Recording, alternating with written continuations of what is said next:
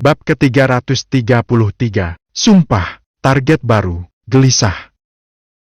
Mengapa ponsel Tuan Muda Mallory selalu tidak aktif? Apa sebenarnya yang telah terjadi padanya? Gumam Rudolph sambil mengerutkan keningnya mencoba mencari-cari penyebab mengapa dia sampai tidak bisa menghubungi Mallory sama sekali. Saat ini, Paman Austen itu sedang berada di kediaman papanya yang juga kakek Austen, Randall Robinson, salah seorang pengusaha terkaya di ibu kota. Sudah beberapa hari ini, Rudolph mencoba menghubungi Mallory atas perintah dari sang papa, Randall Robinson, tetapi semua panggilannya yang sudah lebih dari 50 kali tidak mendapatkan respon sama sekali dari ponsel Mallory. "Bagaimana Rudolph? Apa kamu sudah bisa menghubungi Mallory?" tanya Randall Robinson sambil terus memperhatikan Rudolph yang sepertinya masih tidak berhasil menghubungi Mallory. Terlihat dari wajahnya yang terus murung saat Rudolph menutup ponsel dan memutuskan sambungan teleponnya yang selalu hanya dijawab oleh suara mesin milik penyedia layanan jaringan telepon seluler. "Belum bisa sama sekali, Pak. Padahal sudah puluhan kali aku coba menghubungi ponselnya. Tidak biasanya Tuan Muda Mallory mematikan ponselnya sampai sekian lama," sahut Rudolph dengan raut wajah terlihat sangat penasaran dan bingung. "Kapan terakhir kali kamu bisa menghubungi Mallory?" tanya sang papa. Kalau tidak salah sekitar 2 minggu yang lalu saat itu dia mengatakan jika dia ingin memindahkan markas sementaranya yang berada di sebuah hutan di daerah utara Rhodes ke daerah pesisir utara bergabung dengan sahabatnya yang seorang kepala perompak. Tukas Rudolph panjang lebar. "Berarti sudah lumayan lama. Sepertinya memang ada hal yang tidak biasa menimpa Mallory," gumam Randall Robinson. "Biar aku coba menghubungi line khusus di markas mereka," lanjut Randall Robinson sambil meraih ponselnya yang tergeletak di atas meja. Randall Robinson bisa memiliki nomor telepon khusus markas Blood Evil karena dia dan XB, pimpinan tertinggi Blood Evil yang telah tewas, adalah sahabat akrab. Randall Robinson sering menggunakan tenaga dan jasa XB untuk melenyapkan musuh-musuhnya yang tidak bisa dia lawan secara berterang. "Mengapa Papa tidak berikan saja nomor kontak markas rahasia Mallory, biar aku yang coba menghubungi ke sana?" ucap Rudolph tiba-tiba. Randall Robinson langsung memandang tajam ke arah puteranya tersebut dengan tatapan tidak suka setelah dia mendengar kalimat yang baru saja diucapkan oleh Rudolph tersebut. "Sudah berapa kali Papa bilang? Aku tidak akan memberikan nomor telepon khusus ini kepada siapapun, bahkan pada anakku sendiri. Aku sudah terikat sumpah dengan XB bahwa aku akan merahasiakan nomor yang dia berikan ini sampai mati," sahut Randall Robinson dengan nada ketus. "Seharusnya kamu meminta nomor khusus markas Blood Evil pada Mallory. Kalau dia yang memberikannya kepada kamu, itu tidak ada hubungan sama sekali dengan sumpahku pada XB," lanjut Randall Robinson. "Tapi Pak, bukankah Tuan XB sudah tewas? Bukankah itu artinya Papa sudah tidak terikat dengan sumpah itu lagi?" tanya Rudolph setengah ngotot. Dalam hati dia menganggap sang papa sebagai orang yang kolot karena mati-matian memegang sumpahnya. "Kamu jangan jadi orang yang picik, Rudolph. Kamu harus memiliki integritas dan juga loyalitas yang tinggi jika ingin terus sukses. Kamu harus bisa menghargai orang yang sudah banyak membantu kamu.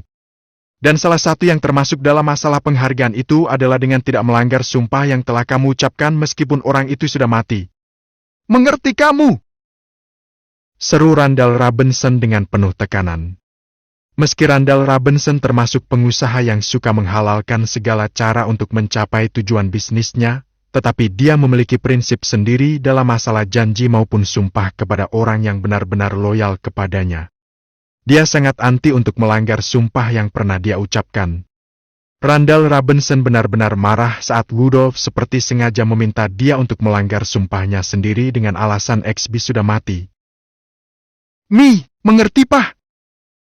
sahut Rudolph dengan nyali langsung menciut saat melihat pancaran kemarahan di mata sang papa. "Sekarang juga kamu balik lagi ke kantor.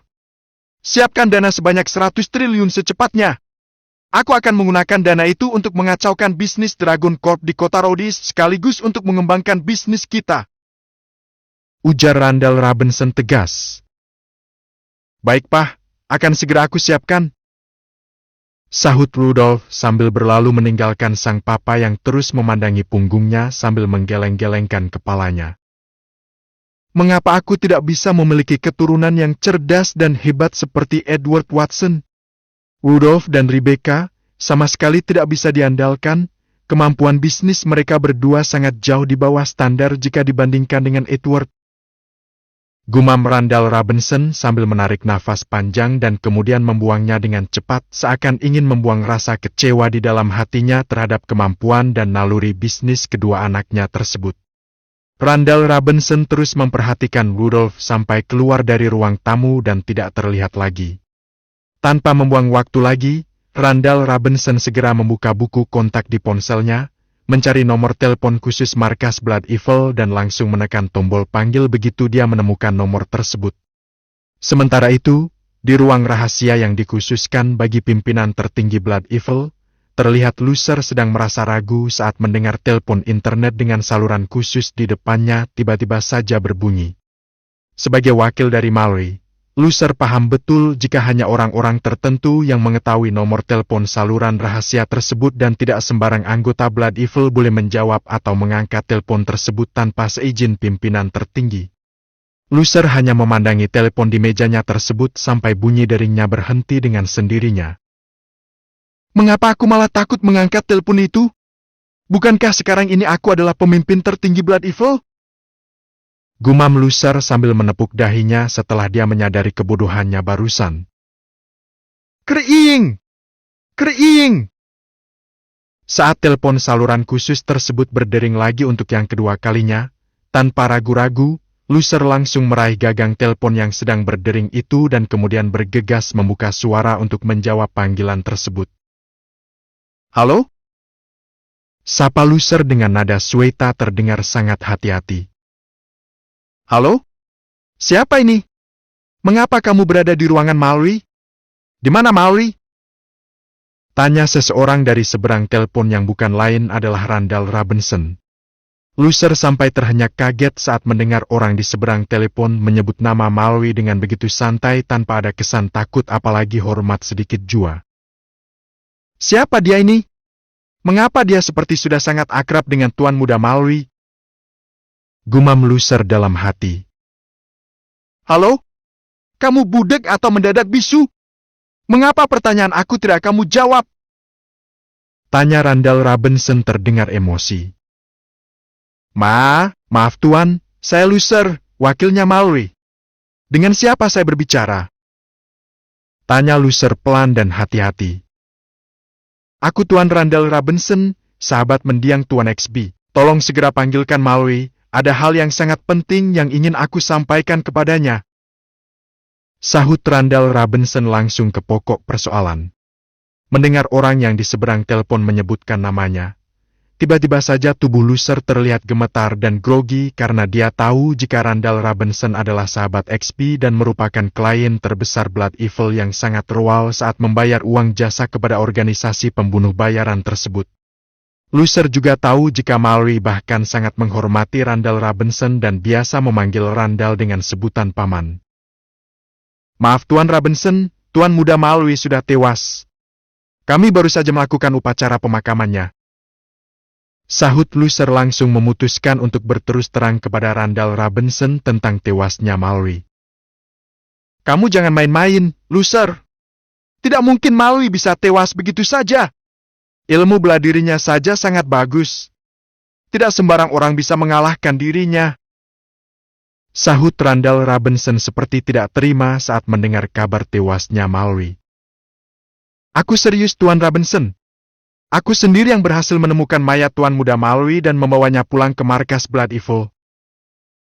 Tugas Lucer untuk meyakinkan Randall Robinson. Mallory telah tewas.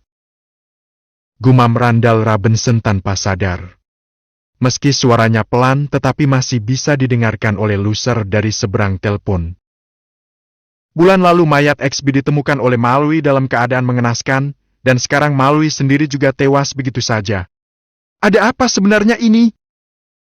Batin Randall Robinson dipenuhi rasa tidak percaya dan bingung.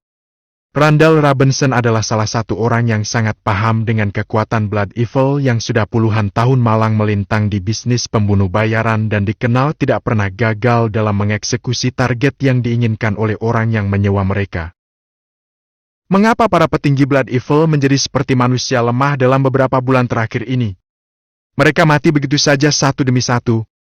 Kekuatan apa sebenarnya yang telah membuat Blood Evil jadi seperti ini? Sangat tidak mungkin jika Brian sendiri yang melakukannya. Gumam Randall Robinson yang juga tahu persis jika kepergian Mallory ke kota Rhodes adalah dalam rangka untuk membalas dendam kematian XB yang dibunuh oleh Brian. Halo Tuan Robinson? Apakah Anda masih di situ? Tiba-tiba terdengar suara loser dari seberang telepon yang langsung membuyarkan semua lamunan Randall Robinson. Setelah berhasil menenangkan hatinya dan mengendalikan emosinya yang tiba-tiba naik, akhirnya dengan bergegas Randall menjawab pertanyaan dari loser tersebut. Aku masih di sini, loser. Siapa yang menggantikan kedudukan Mallory sebagai pimpinan tertinggi Blood Evil saat ini, loser? Tanya Randall Robinson. Aku sendiri Tuan Robinson. Sahut loser tanpa ragu. Sebenarnya aku ada target baru yang ingin aku berikan pada Mallory, tentunya dengan bayaran yang sangat tinggi. Karena Mallory telah tewas, tentu saja kamu yang akan menjadi eksekutornya karena kamu adalah pengganti Mallory sebagai pimpinan tertinggi Blood Evil. Ujar Randall Robinson. Setelah berpikir beberapa saat, Randall Robinson akhirnya memutuskan untuk tetap meneruskan niat dia untuk kembali menyewa jasa Blood Evil dengan memberi target baru kepada pengganti Mallory. Siap Tuan Robinson. Blood Evil tidak akan pernah menolak permintaan dari sahabat Tuan XB. Siapa yang harus kami lenyapkan, Tuan Robinson? Tanya loser tanpa ragu. Namanya Barkley White, dia adalah seorang pengusaha kaya di kota Rhodes, pemilik White Enterprise. Data selengkapnya akan aku kirim via alamat email yang biasanya. Sahut Randall Robinson, dingin. Baik Tuan Robinson, akan segera saya atur. Tukas loser cepat. Satu lagi loser, aku ingin dia mati karena kecelakaan. Aku mau kamu selesaikan misi ini dalam 3 hari, sanggup? Lanjut Randall lagi. Tidak masalah Tuan Robinson. Sahut loser. Begitu loser selesai berbicara, Randall Robinson langsung memutuskan sambungan telepon mereka. Aku harus bisa melaksanakan permintaan Tuan Robinson ini secepatnya. Akan aku tunjukkan pada Tuan Robinson bahwa kemampuan aku juga tidak kalah dengan Mallory. Gumam loser bersemangat sambil meletakkan gagang telepon yang dia pegang kembali ke tempatnya. Sementara itu di kantin kampus, Sarah terlihat seperti sedang gelisah. Ini sudah hari ketiga, Brian tidak menghubungi aku dan ponselnya juga tidak bisa dihubungi. Gumam Sarah sambil memainkan sedotan pada gelas minumnya. Ada apa sebenarnya dengan kamu, Brian? Mengapa perasaanku mendadak tidak nyaman seperti ini? Batin Sarah. Dalam 2 hari kemarin, Sarah masih merasa biasa saja meski Brian tidak mengajak dia makan siang seperti biasa karena dia berpikir jika Brian pasti sedang sibuk dengan pekerjaannya. Sarah juga tidak menghubungi Brian karena kejadian seperti ini sudah biasa terjadi. Tetapi pada hari yang ketiga ini, mendadak benak Sarah merasa tidak enak dan selalu gelisah memikirkan Brian. Tadi Scott bilang jika Brian ada di rumah dan dia malah terdengar bingung saat aku tanya apakah Brian ada di kantor hari ini. Gumam Sarah sedikit bingung dengan jawaban Scott yang mengatakan bahwa Brian bilang kepada Scott jika dia tidak akan pergi ke kantor selama 3 hari dan tidak mau diganggu sama sekali. Mengapa Brian tidak bilang apa-apa kepadaku? Apa dia sedang ada masalah berat ya? Batin Sarah. Daripada aku gelisah dan terus kepikiran Brian, sebaiknya aku pergi ke rumahnya saja.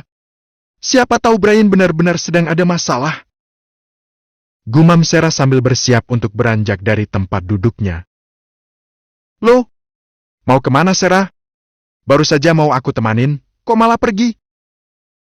Sarah langsung menengok ke arah sumber suara dan dilihatnya Kenshiro sedang berjalan cepat ke arahnya. Aku memang sudah mau pergi, Kenshiro. Maaf ya. Silakan duduk sendiri. Sahut Sarah seenaknya sambil berdiri dari kursinya dan langsung berjalan keluar dari kantin kampus. Tunggu Sarah, aku antar ya. Kamu mau pergi kemana? Tanya Kenjiro berharap agar Sarah mau dia antar. Terima kasih, Kenjiro. Tapi aku sudah dijemput sama sopir papa. Sahut Sarah sambil mempercepat jalannya tanpa mempedulikan Kenjiro lagi. Tanpa pikir panjang, Kenjiro langsung berlari mendahului Sarah kemudian berhenti tepat di depan Sarah. Ayolah Sarah, mau ya aku antar? Kamu tinggal bilang sama sopir papa kamu untuk pulang saja duluan. Ujar Kenjiro masih berusaha untuk meluluhkan hati Sarah agar memenuhi permintaannya tersebut. Kenjiro, aku sedang tidak ingin berdebat dengan kamu. Kalau kamu terus ngotot seperti ini, sebaiknya kamu tidak usah menganggap aku sebagai teman kamu lagi. Minggirlah! Seru Sarah setengah membentak Kenjiro karena dia mulai merasa terganggu dengan ulah Kenjiro tersebut. Apalagi saat ini Sarah sedang merasa semakin gelisah dan ingin secepatnya tiba di tempat Brian. Iya, maaf. Aku masih ingin berteman dengan kamu.